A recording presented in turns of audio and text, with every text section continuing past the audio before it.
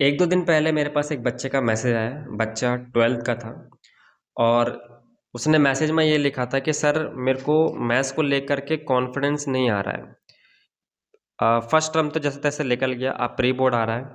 तो sir syllabus बहुत ज़्यादा बड़ा है, मैं समझ ही नहीं पा रहा कि मेरे को किन चैप्टर को पहले निपटाना है। मेरे को रिवीजन किस तरीके से करनी है कि मैं कम से कम टाइम पर ज़्यादा से ज़्यादा सिलेबस कवर करके एक कॉन्फिडेंस अपना लेवल पे बढ़ा सकूं। तो उन्हीं सबको ध्यान में रखते हुए ये वीडियो मैं आज आपके लिए बना रहा हूँ। तो देखिए, प्री बोर्ड आने वाले हैं और ऑलमोस्ट सब टाइम जा चुका है। नवंबर चल रहा है और जो कि आज की डेट है 12 नवंबर, जिस दिन मैं ये वीडियो बना रहा हूँ। तो देखिए, रिवीजन का एक पैटर्न है, आप पहले उसको फॉलो करिए। आप पहले उन उन चैप्टरों को निपटाइए जिससे आपका कॉन्फिडेंस बूस्ट हो जाए और कम से कम टाइम पर max to max chapter cover हो जाए।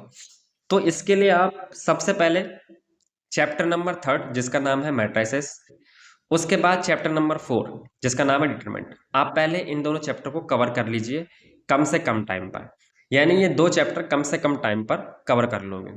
इसके बाद आपको करना है चैप्टर नंबर 12 जिसका नाम है लीनियर प्रोग्राम। ये ऐसा चैप्टर है जिसको आप एक दिन में कवर कर सकते हो, यानी कि एनसीईआरटी के हिसाब से बहुत ज़्यादा इजी चैप्टर है। और आप पीवाईक्यूज भी देखोगे तो कुछ खास नहीं है, वो भी बहुत ज़्यादा इजी है, यानी कि ये चैप्टर जो एक दिन में कवर होने वाला है। इसके बाद आप कर सकते हो वेक्टर एंड 3D, जिसमें वेक्टर इजी है, नंबर ऑफ क्वेश्चन ज़्यादा है बट कॉन्सेप्ट कम है। कुछ कुछ कॉन्सेप्ट ऐसे हैं जिससे ही एग्जाम में पूछा जाता है। इसके बाद आता है 3D।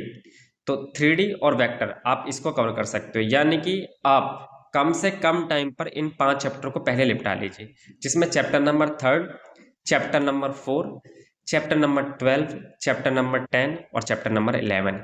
यानी कि इन 5 चैप्टर को आप जब करोगे तो आप कम से कम टाइम पर इसको कवर कर सकते हो, जिससे आपका कॉन्फिडेंस लेवल बूस्ट हो जाएगा और आपके 5 चैप्टर भी कवर हो जाएंगे। इसके बाद आप कर सकते हो चैप्टर नंबर 2 जिसका नाम है इनवर्स ट्रिग्नोमेट्रिक फंक्शन, जो कि ज़्यादा बड़ा चैप्टर नहीं है लेकिन कैलकुलस के हिसाब से काफ़ी इंपॉर्टेंट है, इसलिए पहले आप चैप्टर नंबर 2 को कवर कर लीजिए। इसके बाद आप आ सकते हो कैलकुलस पर, जो कि सबसे ज़्यादा मेजर पार्ट होने वाला है। तो इसलिए पहले आप इसको कवर करिए, जिसमें चैप्टर नंबर 5 होगा, चैप्टर नंबर 6 होगा, चैप्टर नंबर 7 होगा, चैप्टर नंबर 8 होगा और चैप्टर नंबर 9 होगा।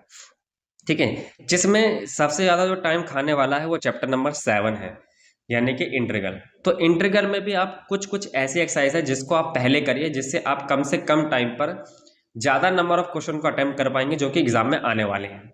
उसके लिए आप होने वाला है 7.1, 7.2 और 7.4, 7.5, 7.6 और एक लास्ट की एक्सरसाइज प्रॉपर्टी वाली।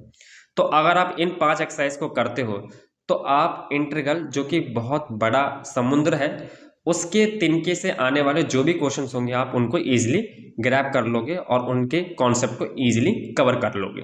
ठीक है, तो आप इस तरीके से इन कैलकुलस को कवर कर सकते हो। उसके बाद आप चैप्टर नंबर 1 और चैप्टर नंबर लास्ट जिसका नाम है प्रोबेबिलिटी 13 उसको कवर कर सकते हो। तो इसे आप कम से कम टाइम पर ज़्यादा से ज़्यादा कवर कर सकते हो। उसके बाद आप सैम्पल पेपर लगा लीजिए और फिर आपका जो मैथ्स की प्रिपरेशन है वो खत्म हो जाएगी। तो इस तरीके से आप मैथ्स का सिलेबस को ईजिली और जल्दी से कवर कर सकते हो।